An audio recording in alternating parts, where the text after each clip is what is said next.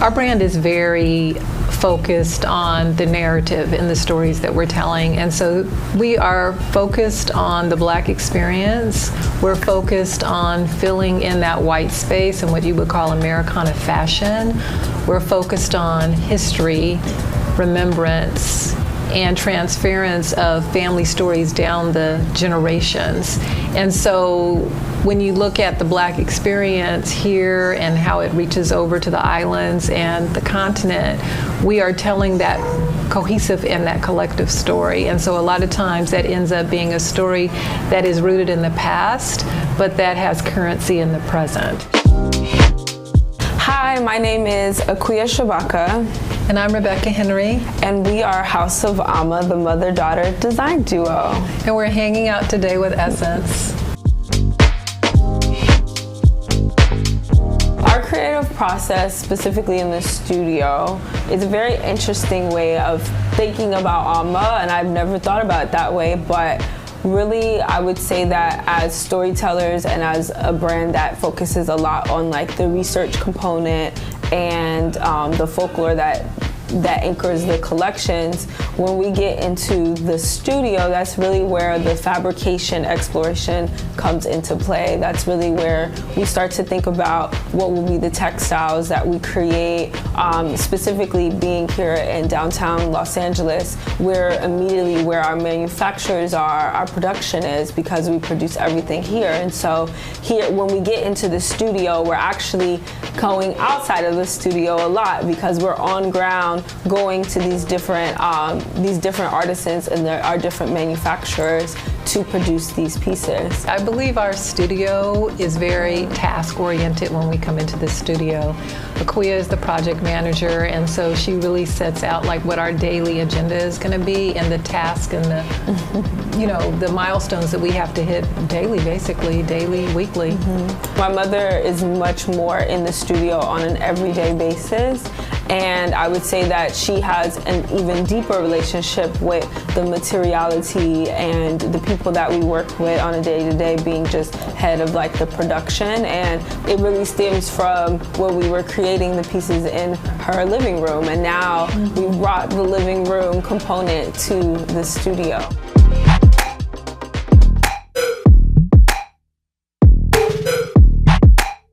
When you look at Aama, you'll see nostalgic textiles, but then you'll also see like timeless references as well, and also contemporary designs, just even paying homage to me and my mother's like age difference and our age gap as well, that I think anchors and makes the brand even more beautiful. And these are the ethos. House of Aama is essentially like the home in which we're able to explore who we are as a people and how we want to express ourselves in the world. My maternal line is from Louisiana, Shreveport in particular. My mom is from there, and all of my mom's family is from there. And my mom is actually like an archivist and a genealogist and has done extensive research on that family ancestry. And so we know exactly like where the plantation is that my family was on. Shreveport is Shreveport. It's a port city. And so it was like a dropping spot where you had African people, and African people were enslaved during the time in which we became, dominant there. All of the women in my family sew and do handicrafts, quilt work, needlework, all kinds of work with the hands. Our family is Southern legacy, and so when we decided to focus in on storytelling in our brand, we looked in our own family histories and started to tell those stories.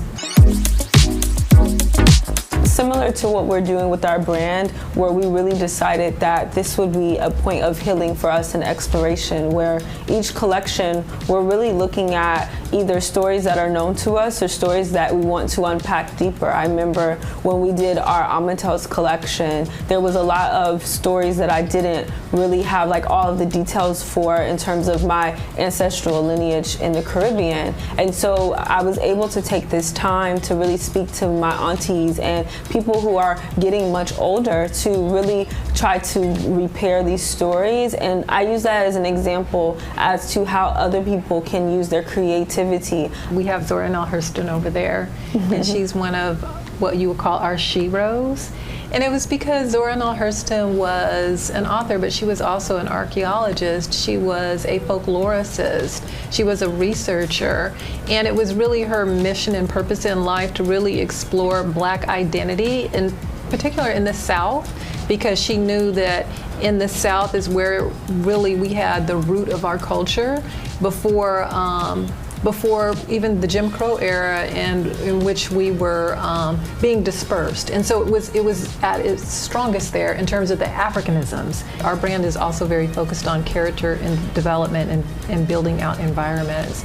And so we're very inspired from her personal narrative and the character development, and we've taken that type of focus into our collections when we develop characters and themes and environments and how we build them out.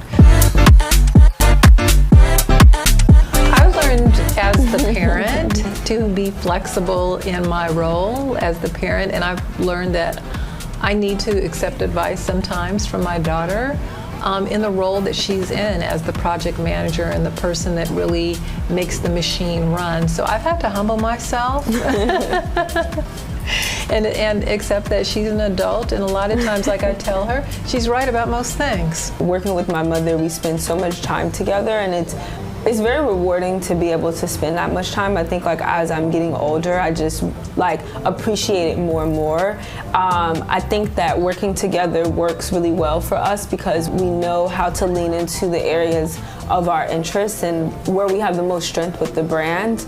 And I think that really for my mother, we lean on a lot of her personal stories and familial heritage, and she's really like the anchor of who House of Aama is, and you know, we wouldn't be House of Aama without her. My constant motto is staying open and curious about what the day has to bring, places I'm going to go, people I'm going to meet, and experiences I'm going to have. What I love most about this particular work is the research and continuously discovering new nuances of African people, African American people, African people in the diaspora, and just discovering the rich heritage and history that we have, and just mining that in terms of stories that we want to tell. Aama is the community that comes from creativity, and the community that comes from like running a fashion brand. And there's so many parts to it, and I don't think people realize all of these parts, but it's like the community that you build through, you know, working with the textiles, and you know, wherever you want to go with that, whether it's like making fabrics or embroidery work, or you know, you want to work with a small artisan. So there's that community, but then there's also the community of the people that you work creatively, like photography, video, you know, styling. Like you create all of these communities through the work, and I think that that's something that gets really that gets me going, because I have the ability to pick and choose who it's going to be, and you know, learning more. And I think that for me, like just being explorative in that way has always been like really exciting in running the business. Something I continue to tell myself is that I'm excited for like the new life of Aama. And it's because like we've had the brand since I was in high school. It's been 11 years, and we've been able to accomplish a lot. As entrepreneurs, when you accomplish a lot, but then there's so much path to go, you realize that sometimes it's where you need to be excited is the next breath. You know, what will be the new lessons that you learn? What will be the new things, the new pathways that you have to break through, and the new struggles that you have to find? And I think through our experiences, we've had to learn so much so fast, and now I'm just excited to see how, with realizing all of that and just learning even more about the business itself, like where we will take House of Aama. I feel confident that we'll be able to do it.